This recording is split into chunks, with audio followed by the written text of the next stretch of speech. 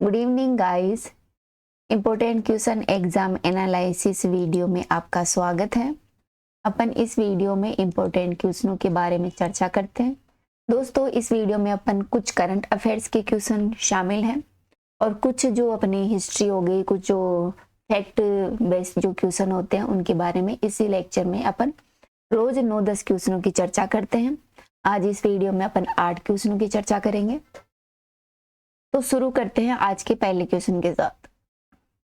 दोस्तों, आज का पहला क्वेश्चन है, इस देश में दुनिया का सबसे ऊंचा परमाणु रिएक्टर अनुसंधान स्थापित किया गया है। कौन सा दुनिया का एक बहुत बड़ा सबसे ऊंचा जो परमाणु रिएक्टर रिसर्च सेंटर है वो कहां पर बनाया जा रहा है? दोस्तों, यह बनाया जा रहा है बोलीविया में। बोलीविया एक देश है, वहां पर यह बनाया जा रहा है। नेक्स्ट क्वेश्चन है, गांधीनगर में कल्लोल के पास देश का पहला नैनो डीएपी संयंत्र किसने स्थापित किया है? तो पहला क्वेश्चन तो अपना यही बन जाता है कि देश का पहला नैनो डीएपी संयंत्र कहाँ स्थापित किया गया है? तो गांधीनगर के कल्लोल में स्थापित किया गया है। It is very important current affairs है ये। दोस्तों, इसे बनाया है इफ्को ने। ठीक है, इफ्को एक संस्था है, उसके द्वारा इसका निर्माण किया गया है। दोस्तों, जो केंद्रीय गृह मंत्री है अपने और जो सहकार मंत्री है अमित शाह, उन्होंने 24 अक्टूबर 2023 को गुजरात के कल्लोल में, जो कि गांधी नगर में स्थित है, वहां पर नैनो डीएपी अर्थात जो तरल यूरिया संयंत्र होता है उसका लोकार्पण किया और यह जो इफ्को संस्था है उसके द्वारा किया जा रहा है। दोस्तों, इफ्को की कल्लोल इकाई ग्रीन टेक्नोलॉजी आधारित नैनो डीएपी की लगभग 42 लाख बोतलों का उत्पादन करेगी, जिससे किसानों को बहुत लाभ होगा और जो अपनी खेती वगैरह होती है उसमें बढ़ावा मिलेगा। गाइस, वर्तमान में देश में 384 लाख टन उर्वरक का उत्पादन होता है। इसकी सहकार समितियों में 132 लाख टन उत्पादन करती है, जबकि इफ्को है वो अकेले 90 लाख टन उत्पादन करता है। ठीक है, तो जो उर्वरक होता है उसका उत्पादन करती है कुछ सहकारी समितियां, तथा जो इफ्को होता है वो भी उर्वरक का उत्पादन करता है। इसमें अकेले 90 लाख टन है वो इफ्को करता है और विभिन्न सहकारी समितियां मिलकर करती है 132 लाख टन। टोटल उत्पादन है 384 लाख टन। दोस्तों, गृह मंत्री के अनुसार इफ्को ने नैनो यूरिया का एक पेटेंट पंजीकृत करवाया है। इसके तहत अगले 20 वर्षों तक विश्व में कहीं भी तरल यूरिया और तरल डीएपी की बिक्री पर उसे 20% की रॉयल्टी मिलेगी। ठीक है, अर्थात इफ्को ने जो यूरिया बनाया है, तरल यूरिया बनाया है, नैनो डीएपी बनाया है, इस पर पेटेंट पंजीकृत करवाया है। पेटेंट का मतलब होता है जो विश्व में जो अन्य जो देश हैं वहां पर अपनी चीज को अपन बेचते हैं तो उस पर जो रॉयल्टी मिलेगी इसे 20 सालों के लिए मिलेगी और वो भी 20%। ठीक है। नेक्स्ट क्वेश्चन है, वनडे क्रिकेट में सबसे तेज 100 विकेट लेने वाले गेंदबाज कौन बने हैं? दोस्तों, हाल ही में वनडे क्रिकेट हुआ था जिसमें 100 विकेट लेने वाले गेंदबाज बने हैं शाहिद अफरीदी। कौन बने हैं? शाहिद अफरीदी, जिन्होंने 100 विकेट लेने वाले ये प्रमुख गेंदबाज हैं। अगला क्वेश्चन है, ऑस्कर 2024 के लिए भारत की आर्टिफिशियल एंट्री के रूप में किस फिल्म को नामित किया गया है? तो दोस्तों, हाल ही में एक फिल्म आई थी 2018 एडमिन एज ए हीरो। इस फिल्म को ऑस्कर 2024 के लिए भारत की तरफ से नामित किया गया है। अब देखो ये पुरस्कार किसे मिलता है। नेक्स्ट क्वेश्चन है, राजस्थान के किस जिले को जांगल प्रदेश के नाम से जाना जाता है? तो दोस्तों, राजस्थान का जो नॉर्थ इलाका है उसे जांगल प्रदेश के नाम से जाना जाता है। इसमें बीकानेर, हनुमानगढ़, चूरू आदि क्षेत्र आ जाते हैं। तो इसमें प्रमुख रूप से इस क्वेश्चन के हिसाब से बीकानेर आता है। राजस्थान के जांगल प्रदेश की बात करें तो इसे जंगल प्रदेश भी कहते हैं। दोस्तों, यह प्रदेश उत्तरी भारत में उत्तर और उत्तर पश्चिमी तथा उत्तरी पूर्वी राजस्थान में राज्य के एक ऐतिहासिक क्षेत्र है। ये आप राजस्थान देख सकते हैं, ये राजस्थान का मैप है। तो यहाँ पर ये जो मैं गोला कर रही हूँ ये क्षेत्र जांगल प्रदेश के नाम से जाना जाता है, जिसमें आता है अपना बीकानेर, चूरू, गंगानगर और हनुमानगढ़। ये 4 जिले आते हैं राजस्थान के जांगल प्रदेश में। ठीक है। दोस्तों ये दक्षिण में मारवाड़ और जैसलमेर क्षेत्र से अजमेर के मेरवाड़ा क्षेत्र से घिरा हुआ है। ठीक है, यह महाभारत के भीष्म पर्व से इस प्रांत का उल्लेख मिलता है। अर्थात जांगल प्रदेश है उसका महाभारत का जो भीष्म पर्व है उसका एक पार्ट है, उसमें जांगल प्रदेश का भी उल्लेख किया गया है। ठीक है, राजस्थान के मत्स्य प्रदेश को का मत्स्य क्षेत्र को कहते हैं, जो राजस्थान के एक क्षेत्र को मत्स्य भी कहते हैं, उसमें अपना अलवर भरतपुर वाला क्षेत्र आ जाता है। ठीक है, मारवाड़ क्षेत्र है वो अजमेर वाला इलाका आता है, अजमेर भीलवाड़ा क्षेत्र आ जाता है। और शेखावाटी क्षेत्र में अपने सिक्कर झुंझुनू आ जाते हैं। ठीक है, ये ध्यान रखने वाली बात है। सॉरी। नेक्स्ट क्वेश्चन है, मध्य प्रदेश की सबसे कम सीमा किस राज्य के साथ लगती है? तो बताइए मध्य प्रदेश की सीमा सबसे कम किस राज्य के साथ लगती है?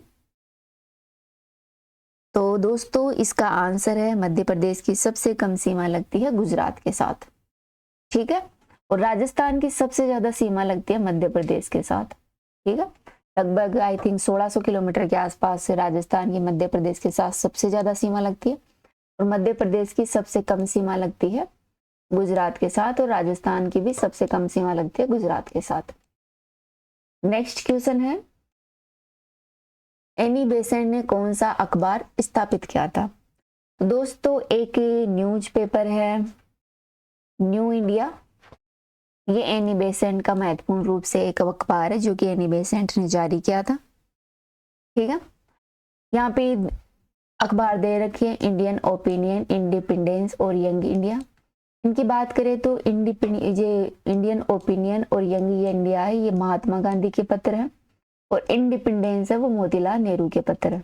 ठीक है, यहाँ पे स्लाइड में दे रखा है न्यू इंडिया है वो 3 लोगों की पत्रिका है। न्यू इंडिया नाम से पत्रिका महात्मा गांधी ने भी जारी की थी, विपिन चंद्र पाल ने भी जारी की थी, और एनी बेसेंट ने भी की थी। साथ ही इंडियन ओपिनियन मैगजीन है वो गांधी की थी, इंडिपेंडेंस थी वो मोतीलाल नेहरू की थी, और यंग इंडिया है वो महात्मा गांधी की महत्वपूर्ण पत्रिका है। दोस्तों अपन एनी बेसेंट के बारे में भी जान लेते हैं, कुछ बात कर लेते हैं इनके इंपॉर्टेंट फैक्ट के बारे में। दोस्तों एनी बेसेंट का कार्यकाल रहा 1847 से 1933 तक। ठीक है, ये एक राजनीतिक कार्यकर्ता थी, स्वतंत्रता सेनानी थी, और महिलाओं के अधिकारों का समर्थन करने वाली एक महत्वपूर्ण महिला थी। दोस्तों एनी बेसेंट का जन्म हुआ था 1 अक्टूबर 1847 को आयरलैंड में हुआ था, और 1893 में यह भारत आई थी। ठीक है, कहाँ पैदा हुई थी? आयरलैंड में जन्म लिया था, और भारत में 1893 में आ गई थी। दोस्तों एनी बेसेंट ने थियोसॉफिकल सोसाइटी की स्थापना की थी, उसकी प्रमुख मानी जाती है, जिसकी मुख्य रूप से स्थापना मेडाजी बीका कामा ने की थी, और भारत में इसको प्रचार प्रसार करने का काम किया था श्रीमती एनी बेसेंट ने। दोस्तों 1916 में इन्होंने इंडियन होम रूल लीग की स्थापना की थी, और भारत की राष्ट्रीय कांग्रेस की अध्यक्षता भी की थी। ठीक है, तो पूछ लिया जाए कि इंडियन जो होम रूल लीग था उसकी स्थापना किसने की थी? इसकी स्थापना की थी एनी बेसेंट ने 1916 में की थी, और ये भारतीय जो राष्ट्रीय कांग्रेस थी उसकी अध्यक्ष भी रह चुकी है। साथ में थियोसॉफिकल सोसाइटी की प्रमुख मानी जाती है, आयरलैंड की रहने वाली थी। दोस्तों ये सारणी दे रखी है, इसमें आप एनी बेसेंट के बारे में जान सकते हैं। तो इनका जन्म इसके हिसाब से 1 अक्टूबर 1847 में ग्रेट ब्रिटेन जो लंदन है उसके आयरलैंड में हुआ था। ग्रेट जो ब्रिटेन है वो विभिन्न क्षेत्रों में बटा हुआ, उसका एक क्षेत्र आयरलैंड, वहां पर इनका जन्म हुआ था। इनके पति का नाम था फ्रैंक बेसेंट, और ये थियोसॉफिकल सोसाइटी के रूप में 1889 में से ज्वाइन किया था। भारत में आई थी 1893 में। इन्होंने सेंट्रल हिंदू कॉलेज और स्कूल की स्थापना की थी।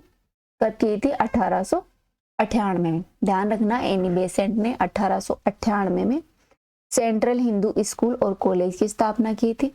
होम रूलिंग की स्थापना की थी 1916 में, और जो इंडियन नेशनल कांग्रेस है उसकी अध्यक्ष बनी थी ये 1917 में। इनकी डेथ हो गई थी 20 सितंबर 1933 में। अडियार जो अपनी मद्रास प्रेसिडेंसी है वहां पर इनका स्वर्गवास हो गया था। अपना अगला क्वेश्चन है 1923 में किसके द्वारा स्वराज पार्टी की स्थापना की गई थी? तो पहले ध्यान रखना कि स्वराज पार्टी कब बनी थी। स्वराज पार्टी बनी थी 1923 में।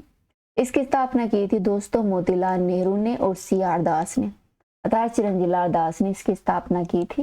ये यहाँ पे दे रखिए। चित्तरंजन दास और मोतीलाल नेहरू जैसे प्रमुख नेता थे। इन्होंने स्वतंत्र जो पार्टी थी, स्वराज पार्टी थी, उसकी स्थापना की थी। ठीक है, ये कांग्रेस खिलाफत पार्टी के रूप में जाना जाता है इसे, अर्थात कांग्रेस के खिलाफ ही यह पार्टी आई थी। दोस्तों स्वराज पार्टी को 1 जनवरी 1923 में स्टैब्लिश किया गया था। स्वराज पार्टी का गठन असहयोग आंदोलन तथा भारत सरकार अधिनियम 1919 और 19 से 23 के चुनाव को वापस लेने जैसे महत्वपूर्ण घटनाओं के बाद किया गया था। ठीक है दोस्तों, इस पार्टी का नाम स्वराज वाक्यांश से लिया गया, जिसका अर्थ है स्वशासन, और यह व्यापक रूप से ब्रिटिश नियंत्रण से स्वतंत्रता के अभियानों को लागू किया गया था।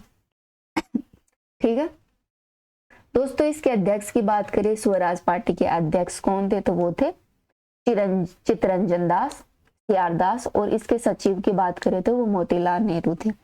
इन्होंने इसलिए पार्टी की स्थापना की थी कि जो 1923 के चुनाव हो रहे थे, जब भारत आजाद नहीं हुआ था, 1919 के जो भारत सरकार अधिनियम था, उसके बाद में उस चुनाव में पार्टिसिपेट करने के लिए इन्होंने इस पार्टी की स्थापना की थी, क्योंकि कांग्रेस उस समय उस इलेक्शन में पार्टिसिपेट नहीं करना चाहती थी। स्वराज पार्टी में शामिल लोगों का ये मानना था कि हम चुनाव लड़के और देश में रह के अपने हितों को पूर्ति कर सकते हैं। इस कारण इसे कांग्रेस खिलाफत पार्टी के नाम से भी जाना जाता है। ये आप यहाँ पे आंसर की देख सकते हैं। तो इस वीडियो में इतना ही। थैंक यू, फिर मिलेंगे। Thank you.